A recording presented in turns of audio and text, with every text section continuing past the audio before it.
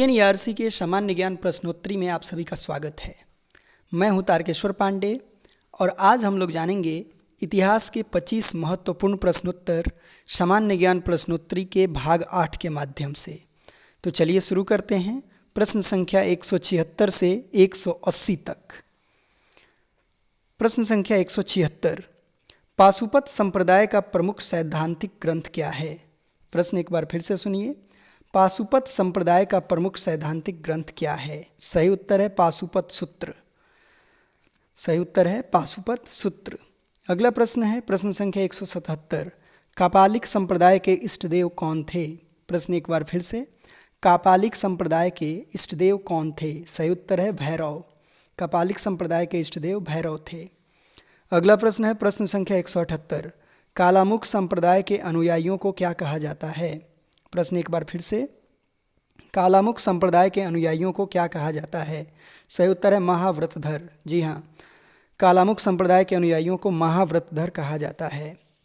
अगला प्रश्न है प्रश्न संख्या 179, कालामुख संप्रदाय के लोगों का दिनचर्या क्या है? प्रश्न एक बार फिर से, कालामुख संप्रदाय के लोगों का दिनचर्या क्या है? इसका सही उत्तर है कालामुख संप्रदाय के लोग नर कपाल में भोजन, जल तथा सूरापान करते हैं, साथ ही अपने शरीर पर चिता की भस्म मलते हैं। उत्तर एक बार फिर से, कालामुख संप्रदाय के लोग नर कपाल में भोजन, जल तथा सूरापान करते हैं, साथ ही अपने शरीर पर चिता की भस्म मलते हैं। अगला प्रश्न है प्रश्न संख्या 180, लिंगायत संप्रदाय के लोग किसकी उपासना करते थे? प्रश्न एक बार फिर से, लिंगायत संप्रदाय के लोग किसकी उपासना करते थे? सही उत्तर है शिवलिंग की। जी हाँ, लिंगायत संप्रदाय के लोग शिवलिंग की उपासना करते थे। अगला प्रश्न है प्रश्न संख्या 181, नाथ संप्रदाय की स्थापना किसने की? प्रश्न एक बार फिर से, नाथ संप्रदाय की स्थापना किसने की? सही उत्तर है मत्स्येंद्र नाथ ने 10वीं शताब्दी में। जी हाँ, मत्स्येंद्र नाथ ने 10वीं शताब्दी में नाथ संप्रदाय की स्थापना की थी। अगला प्रश्न है प्रश्न संख्या 182, एलोरा के प्रसिद्ध कैलाश मंदिर का निर्माण किसने करवाया? प्रश्न एक बार फिर से, एलोरा के प्रसिद्ध कैलाश मंदिर का निर्माण किसने करवाया? सही उत्तर है राष्ट्रकूटों ने। जी हाँ, राष्ट्रकूटों ने एलोरा के प्रसिद्ध कैलाश मंदिर का निर्माण करवाया था। अगला प्रश्न है प्रश्न संख्या 183, तंजौर का प्रसिद्ध राजराजेश्वर शैव मंदिर, जिसको बृहदीश्वर मंदिर के नाम से भी जाना जाता है, का निर्माण किसने करवाया? प्रश्न एक बार फिर से, तंजौर का प्रसिद्ध राजराजेश्वर शैव मंदिर का निर्माण किसने करवाया? यह बहुत ही महत्वपूर्ण प्रश्न है। इसका सही उत्तर है चोल शासक राजराज प्रथम।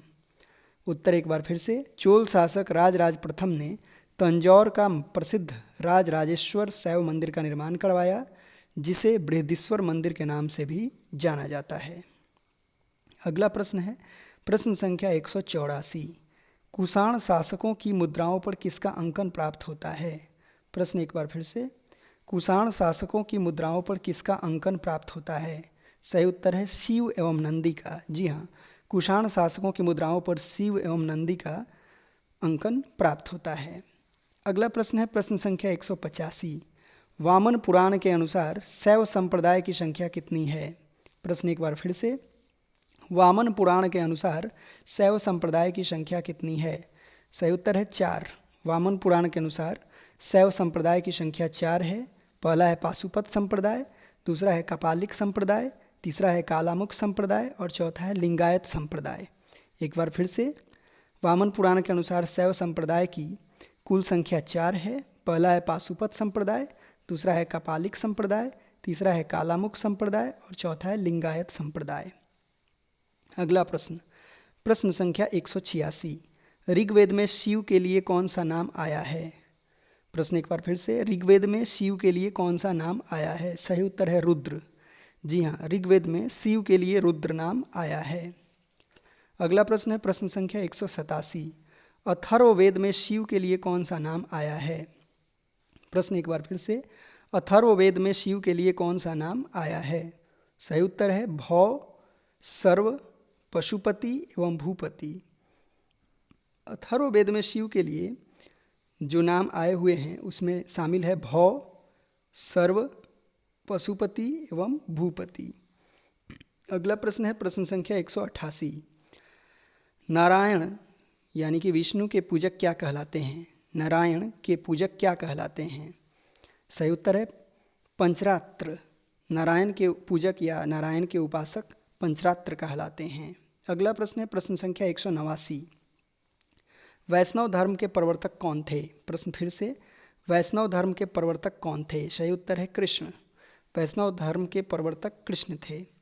अगला प्रश्न है प्रश्न संख्या 190। कृष्ण का सर्वप्रथम उल्लेख कहाँ हुआ है? प्रश्न फिर से एक बार, कृष्ण का सर्वप्रथम उल्लेख कहाँ हुआ है? सही उत्तर है छांदोग्य उपनिषद में। कृष्ण का सर्वप्रथम उल्लेख छांदोग्य उपनिषद में हुआ है। अगला प्रश्न है प्रश्न संख्या 191।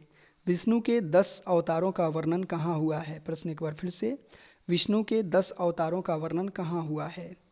सही उत्तर है मत्स्य पुराण में। विष्णु के 10 अवतारों का वर्णन मत्स्य पुराण में हुआ है। एक बार हम लोग जान लेते हैं विष्णु के 10 अवतारों का नाम, यह भी बहुत महत्वपूर्ण है। तो विष्णु के 10 अवतारों का नाम जो है वो इस प्रकार है। पहला मत्स्य, दूसरा कूर्म, तीसरा वराह, चौथा नृसिंह, पांचवा वामन, छठा परशुराम, सातवां राम, आठवां बलराम, नौवां बुद्ध, 10वां कल्कि। एक बार फिर से समझते हैं विष्णु के 10 अवतारों का नाम। पहला है मत्स्य, दूसरा है कूर्म, तीसरा है वराह, चौथा नृसिंह, पांचवा वामन, छठा परशुराम, सातवां राम, आठवां बलराम, नौवां बुद्ध और 10वां कल्कि।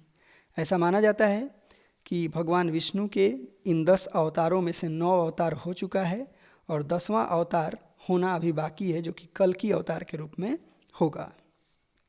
अगला प्रश्न है प्रश्न संख्या 192। अंकोर वाट का मंदिर किसने बनवाया? बहुत ही महत्वपूर्ण प्रश्न है ये। अंकोर वाट का मंदिर किसने बनवाया? सही उत्तर है कंबोडिया के राजा सूर्यवर्मा ने। कंबोडिया के राजा सूर्यवर्मा ने अंकोर वाट का मंदिर बनवाया। इस मंदिर में 10.5 फीट ऊंची भगवान विष्णु की मूर्ति है। अगला प्रश्न है प्रश्न संख्या 193। गुप्त काल में विष्णु का कौन सा अवतार सर्वाधिक प्रसिद्ध था? प्रश्न एक बार फिर से, गुप्त काल में विष्णु का कौन सा अवतार सर्वाधिक प्रसिद्ध था? सही उत्तर है वराह अवतार। गुप्त काल में विष्णु का वराह अवतार सर्वाधिक प्रसिद्ध था।